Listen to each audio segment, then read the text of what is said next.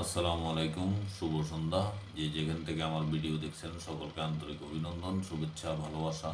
আমি মোহাম্মদ শিব্বির আহমেদ, চ্যানেল বাংলা 78 থেকে বলছি। মানব জমিনের একটি রিপোর্ট যেখানে বলা হয়েছে সরকারের প্রত্যক্ষ সমর্থনে রাজনৈতিক দল গঠনের বিরোধী সমর্থন করি না, বলছেন আলী রিয়াজ।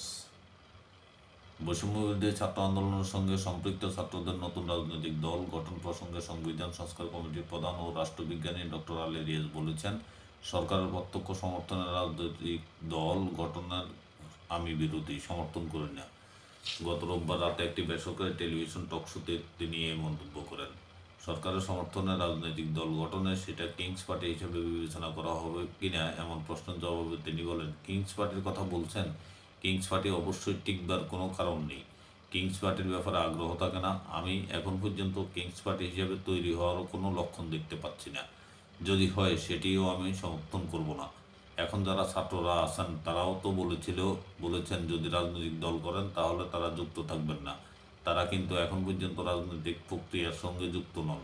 ফলে আমি আশা করি তারা যুক্ত হন, তারা সরকারে থাকবেন না। তারা যদি যুক্ত হন তারা সরকারে থাকবেন না। সম্প্রতি ছাত্রদের রাজনৈতিক দল গঠন নিয়ে অন্তর্বর্তী সরকারের প্রধান উপদেষ্টা ডক্টর মোহাম্মদ ইউনূসের এক বক্তব্যের প্রেক্ষিতে করা প্রশ্নের জবাবে আলী রিয়াজ আরও বলেন, প্রফেসর ইউনূসের বক্তব্য আমি যেভাবে দেখি, তিনি তার দিক থেকে বলার চেষ্টা করছেন যে এইরকম পরিস্থিতিতে একটা রাজনৈতিক শক্তির উত্থান সহজতর হবে, গ্রহণযোগ্য হবে, এটা তিনি মনে করতে পারেন। প্রত্যক্ষ সমর্থনের এখন পর্যন্ত আমি কিছু লক্ষ্য করিনি, কিন্তু এটা আবার বলি, সরকারের প্রত্যক্ষ সমর্থনে কোনো রকম রাজনৈতিক দল গঠনের আমি বিরোধী। এই রাষ্ট্রবিজ্ঞানী বলেন, জাতীয় নাগরিক কমিটি দল হিসাবে যদি আত্মপ্রকাশ করে, যেটা তারা চেষ্টা করছে সেটা করাটাই স্বাভাবিক।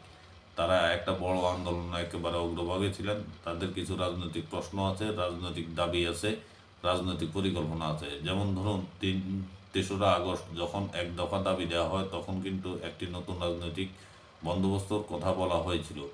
ওটা তাদের আকাঙ্ক্ষার জায়গা, সেটা করতে চান এবং ঘোষিত। তারা বলছেন কেবলমাত্র ব্যক্তির অপসারণ নয়, ফ্যাসিবাদী ব্যবস্থার অপসারণ চাই। সেটা তাদের রাজনৈতিক অবস্থান। তখনকার পরিস্থিতিতে তারা আন্দোলনের মধ্য দিয়ে সেটা প্রকাশ করেছেন।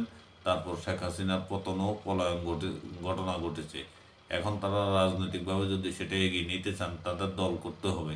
এটা নিয়ে আমার মনে কোনো সংশয় নাই। শুধুমাত্র প্রেশার গ্রুপ হিসেবে এটার কাজ হবে না, তাদেরকে দল করতে হবে। তবে যে কোনো রাজনৈতিক দল করায় চ্যালেঞ্জ আছে। আপনাকে জনগণের সমর্থন নিতে হবে, এটা হলো একটা দিক। এই ছিল ডক্টর আলী রিয়াজের বক্তব্য। ভালো থাকবেন। আসসালামু আলাইকুম।